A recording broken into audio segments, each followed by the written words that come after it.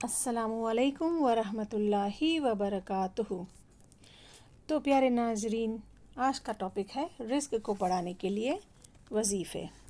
تو رزق کی وسعت کے لیے بہت ہی زیادہ استغفار کرے، دن رات استغفار کرے۔ آپ صبح اور شام استغفار کی تسبیح لازمی کرے۔ اچھا، اور یہ والا استغفار بھی آپ پڑھ سکتے ہیں، استغفر اللہ الذی لا الہ الا اللہ والحی القیوم واتوب الیہ۔ تو انشاءاللہ آپ کی روزی کے دروازے کھل جائیں گے۔ تو یہ ہمارے نبی محمد صلی اللہ علیہ وسلم نے عمل کرنے کو کہا ہے۔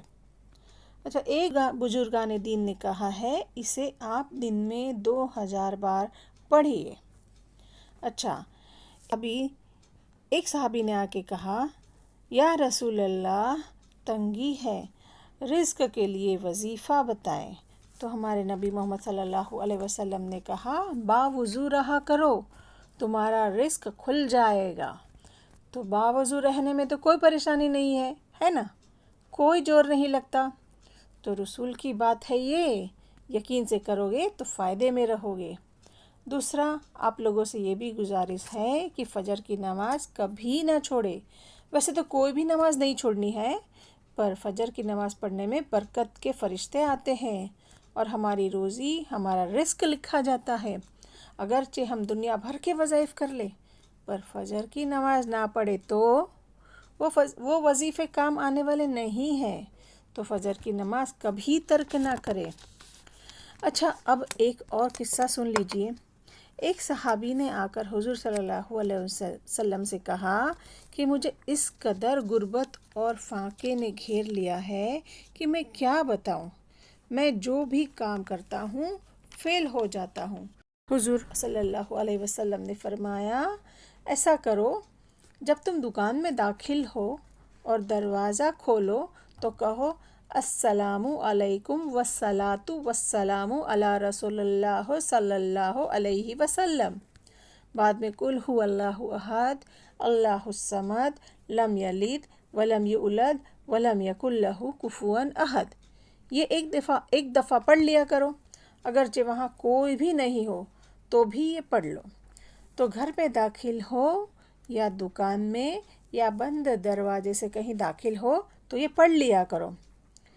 چند دن گزرے نہیں کہ وہ صحابی نے کہا، جب میں نے یہ عمل کیا تو اپنے علاقے کا سب سے بڑا امیر بن گیا، میں فاقہ، غریبی دور ہو گئی۔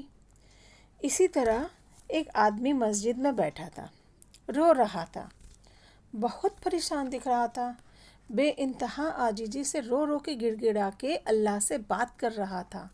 تو اتفاق سے ایسا ہوا کہ وہاں سے اللہ کے ایک ولی کا وہاں سے گزر ہوا۔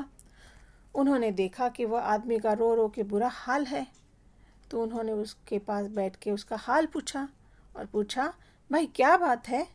تو اس نے کہا، میرے پر اتنا قرض ہو چکا ہے کہ میں کیا بتاؤں، میں جائیداد، زمین سب کچھ بیچ دوں تب بھی میرا قرض ختم نہیں ہونے والا ہے، میں قرضدار ہی رہوں گا، اور میں ایک شریف آدمی ہوں، مانگنے والے آ جائے تو میں شرم سے ڈوب جاتا ہوں، کیا کروں؟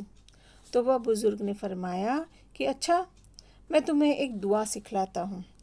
یہ دعا تم صبح شام نماز کے بعد اور خاص طور پر تہجد کے وقت 2 رکعت صلاۃ الحاجت پڑھ کے پڑھے۔ یہ دعا تم صبح شام نماز کے بعد اور خاص طور پر تہجد کے وقت 2 رکعت صلاۃ الحاجت پڑھ کے پڑھنا۔ اور کہا، خزائنہ السماوات والارض، اللہ سب چیز کا مالک ہے، تو آپ کا مسئلہ انشاءاللہ حل ہو جائے گا۔ اور یہ دعا بتلائی، یا علیو یا عظیمو یا علیمو یا حلیم، یہ اللہ کے نام ہے، تو انہوں نے سکھایا، یہ پڑھو۔ بزرگ نے یہ دعا سکھلائی اور وہ آدمی بس یہ دعا پڑھتا رہا اور اللہ تعالیٰ سے ہی مانگتا رہا اور کہتا رہا کہ الحمدللہ، میں نے یہ دعا جب سے پڑھنی شروع کی ہے تب سے چند دنوں میں ہی میری تو کایا پلٹ ہو گئی، میرے کاروبار میں برکتیں آ گئی، میری زمین میں برکتیں آ گئی، اور تھوڑے ہی مہینوں میں میرا سارا قرضہ اتر گیا اور میں تو مالدار بنتا گیا۔ اور جس کسی کو بھی فاقے کا ڈر ہو یا فاقہ ہو तो वह सूरह वाक़िया इशा की नमाज़ के बाद ज़रूर पढ़ें।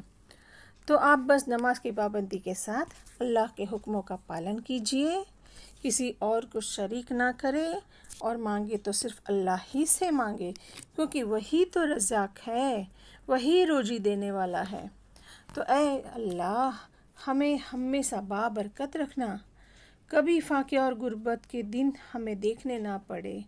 आमीन। अस्सलामु अलैकुम व रहमतुल्लाहि व बरकातुहू।